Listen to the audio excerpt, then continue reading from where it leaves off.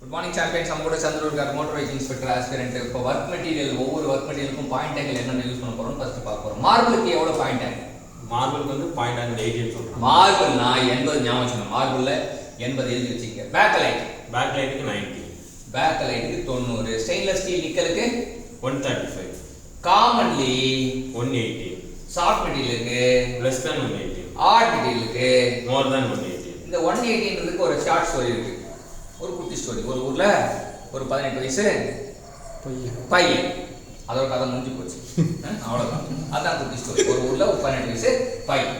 So அதுதான் வந்து common ரில்பிட்டிக்கு பாயிண்ட் ஆங்கிள். அடுத்தது ஒர்க் மெட்டீரியலுக்கு ஒவ்வொரு எலிக்ஸ் ஆங்கிள் என்னன்னு பார்க்க போறோம். ஃபாஸ்ட் எலிக்ஸ் ட்ரில் 35, ஃபெரஸ் மெட்டலுக்கு 30, ஹார்ட் மெட்டீரியலுக்கு 10 to 30, ஸோ பி பிராஸ் பிரான்ஸ் பேக்கலைட்டுக்கு low less than 30 degree, aluminium டீபோ ட்ரில்லிங் ஜிங்க் மேக்னீசியத்துக்கு high.